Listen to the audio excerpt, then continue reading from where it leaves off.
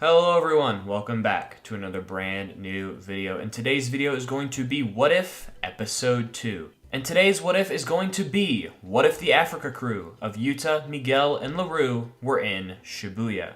This was actually a super fun scenario to run through, and I think you guys are going to enjoy this one, so let's just hop right in.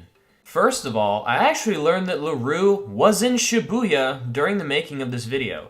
He actually shows up with Yuki at the end of everything, and she even mentions him by name, and I had completely forgotten about that.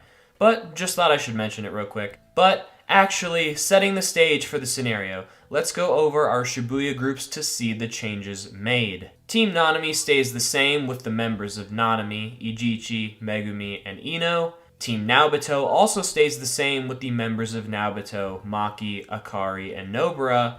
Here's where things get interesting, however. Team Meimei will consist of Meimei, Wiwi, Yuji, and Larue. Team Kusakabe will be Kusakabe, Panda, and Miguel. And you might be wondering, where does that leave Yuta? Yuta today will be his own team.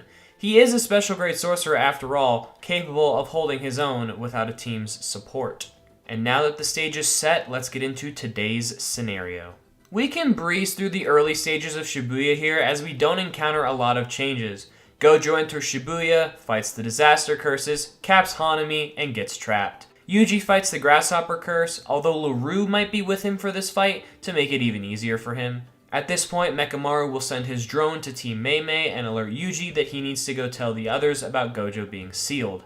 However, for today's scenario, Larue will be heading up with Yuji, leaving Meimei and Wiwi to follow their exact path in original Shibuya, fighting smallpox and leaving to Malaysia. Yuji and Larue head up and shout out to the teams in the vicinity, and they successfully alert Team Nanami, who immediately try to rendezvous with Yuji and Larue. After they convene with the two, Nanami heads off to find the others, while Yuji, Megumi, Ino, and Larue head up to Shibuya Sea Tower to take down the veil, and this is where we get our first big change of the video. I still think Yuji and Megumi would team up and fight Awasaka together, and that fight would end up remaining unchanged. However, with Larue staying to help Ino fight Ogami and her grandson, this prevents Toji from being summoned, all thanks to Larue's curse technique, Heart Catch. Heart Catch allows Larue to create a virtual hand that can be used to grab an opponent.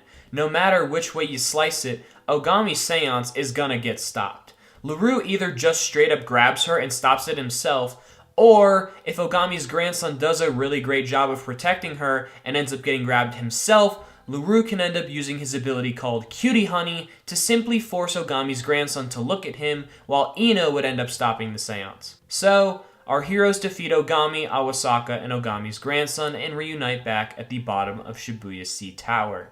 The four agree to split up to try and help find the other teams and alert them, so Yuji and Larue head one way, and Megumi and Ino head the other. During all of this, Yuta is down in the subway searching around. As a special grade sorcerer, he was allowed to head in by himself without having to wait for the other teams to head in with him. And Yuta has ran into his first opponent of the day, and this will be a fun one. Yuta versus Jogo. Now, Yuta absolutely dog walks poor Jogo. In this scenario, Jogo continues his trend of fighting the strongest sorcerers possible, and I think Yuta kinda just wrecks him and continues down the subway. While that's all happening, the Nobara Nanami stuff proceeds as normal. Haruta gives Nobara a concussion, and Nanami wrecks Haruta in return. Nobara and Akari head to Shoko's healing station, and Nanami continues his quest to find the other teams. Yuta at this point runs into matchup number 2, and this is an unfortunate one. It's time for Yuta versus Choso. And yeah, this sucks. No redemption arc for Choso in this scenario. Yuta just kills him. Yuji and Larue run into Yuta shortly after this, and the three continue down the subway together, but not before running into the twins. The twins are shocked to see Larue here, playing fiddle with the same sorcerers who killed Master Geto, but he explains himself and asks the girls why they're here. They explain they want to kill Kenjaku, but I would assume they leave out the part of the plan where they summon Sukuna, considering Yuji's present. I think the three sorcerers here, however, in Larue, Yuta, and Yuji, are all super compassionate ones, and would send the girls to Shoko and Yaga, or just tell them to get out of Shibuya safely. Nanami at this point has run into Team Naobito, and it's time for the Dagon fight. This fight becomes pretty interesting when you realize that Toji won't be getting involved, so when Megumi eventually comes in with his domain clash and opens his hole to escape, that plan would end up working and the three would escape Dagon's domain. And once that ends up happening, Dagon absolutely gets jumped by Naruto and Maki. Dagon is not going to be obeying the 24 FPS rule, and Maki now has Playful Cloud, so I think the gang ends up beating Dagon here, and then swiftly heads to Shoko's healing station for a nice little heal up. You might be asking yourself, well, if Megumi is still interfering in the Dagon fight, where'd Ino go? Well, I would assume he'd be standing guard for Megumi while he does his domain clash, making sure no curses have a jump jutsu attempt, but I think there's a curse user that tries to do just that. Haruta. Ino versus Haruta would definitely be much more fun of a matchup if Nanami didn't erase 5 out of the 6 of Haruta's miracles right before this matchup, but that's just the way the cookie crumbles. Ino probably takes this one pretty quickly unless he pulls a Nobara and just completely fumbles this fight. And speaking of Nobara, at this time she's heading back into Shibuya to redeem herself, and she'll end up running into and fighting the Mahito clone as normal here. Checking in with Team Kusakabe, they're browsing around Shibuya where they run into Manami and Negi. Now these two are probably super offended to see Miguel stoop to his position, working with the Jujutsu High Sorcerers. And I think they genuinely put out an offer to Miguel to just join their side. And now this can go one of two ways. Miguel declines, and he and Kusakabe just wreck Manami and Negi. Although I don't think they end up killing these two in this scenario, I think Miguel at the bare minimum would make sure he and Kusakabe spare them. Or Miguel joins Manami and Negi and fights Kusakabe and Panda. I don't think this option is as blasphemous as it sounds. Miguel still to this day does not like Gojo, and at this point, he's already paid off his debt to Gojo by training Yuta. I also would just assume that Manami and Negi would bring up to Miguel that Gojo has been sealed, or Team Kusakabe has just naturally gotten the news by this point, so that would be another thing that Miguel would have to consider here. I think what this ends up boiling down to is, does Miguel think he can beat Kusakabe and Panda? If he thinks this matchup is winnable, I do think he switches sides. Because the option of Miguel switching sides is the more interesting one, let's discuss it. Miguel versus Kusakabe and Panda. First, let's talk Miguel. I mean, he fought Satoru Gojo on equal footing, of course. Yeah, all jokes aside, he does get rolled by Gojo, but one thing is apparent from these clips. Yeah, he is getting beat up, but he's also getting right back up and fighting. Miguel takes a shit ton of clean blows from Gojo and keeps on fighting, and that is a pretty big feat. His curse technique Prayer Song also buffs his physical abilities and nerfs his opponent's physical abilities, which is a pretty interesting technique to have. On to Kusakabe and Panda. Kusakabe is a pretty strong sorcerer, and just like Miguel, he is heavily praised by Gojo. When it comes to straight hands, Kusakabe is a dog. The man threw hands with a Sukuna who was blessed by the sparks. Kusakabe is also an extremely skilled swordsman, and possesses Simple Domain, which he used against Sukuna to reduce the damage of his attacks. Panda is interesting in this matchup. He's easily the weakest one here, but he's extremely durable, and the only way to take him out is by destroying the cores of cursed energy that acts as his heart. Now, even though Miguel is switching sides here, I don't think he's going that far and killing these two. But now we know the facts, and I do think I lean Miguel in this matchup.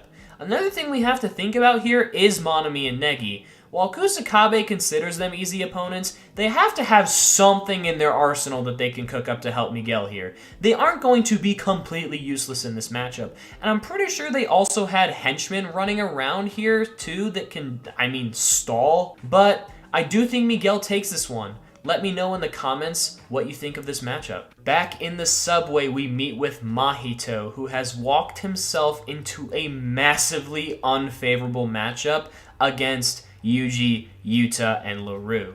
Now, assuming that Yuta doesn't end up packing Mahito in like 2 minutes, this does end up as a pretty fun fight. But once again, it's actually Larue's inclusion that gives us another huge change.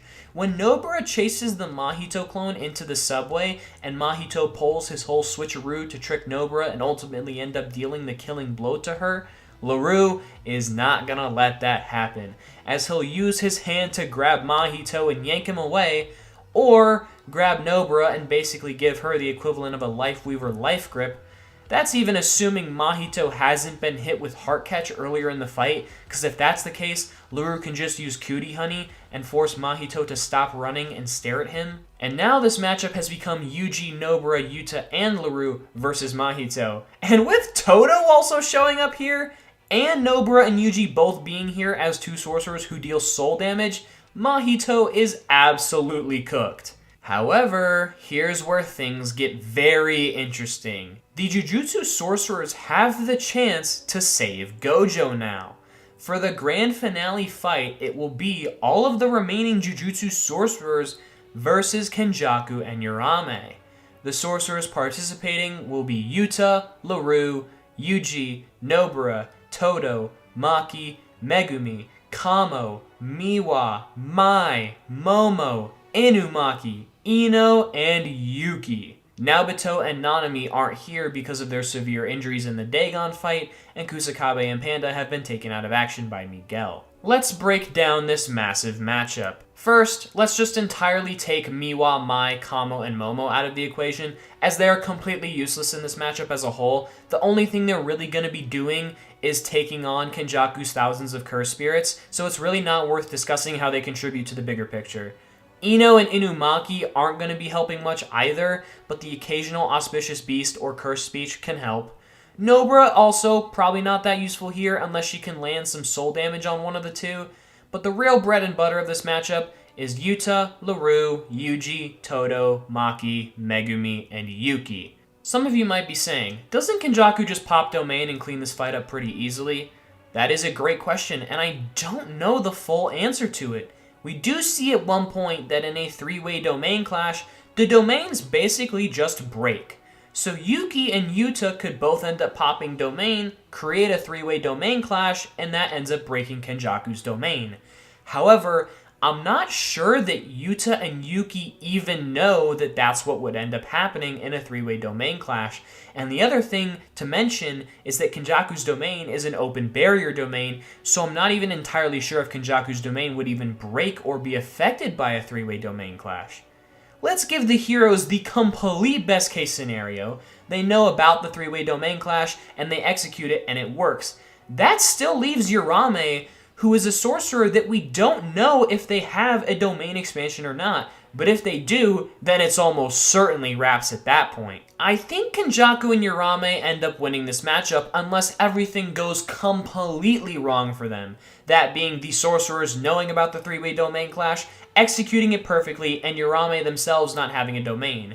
However, even then, this matchup I'd still say is pretty damn close. I mean, Todo and Larue are going to be causing a shit ton of chaos with Boogie Woogie, Heart Catch, and Cutie Honey, and lest we not forget that Yuta and Yuki are both special grade sorcerers. But that's how this scenario wraps up, folks, with a gigantic endgame-esque battle with truly any side taking the crown. If Kenjaku and Urame win, they basically have free reign to do whatever the hell they want for the rest of their days. And if the sorcerers win, they save Gojo, and dealing with Miguel and Sukuna would be the only priorities for the foreseeable future. But yeah, guys, that is what would happen if Yuta, Miguel, and Larue were in Shibuya. This was a fun one to do research for and run through, and I certainly didn't expect Larue to be the true MVP of this run, preventing Toji's summoning, which in turn saves Naoto, Maki, and Nanami, and then Larue just straight up saving Nobara himself. Anyways, I hope you guys enjoyed. Like the video, comment down below if you want to see more content like this, and as always, have a wonderful day.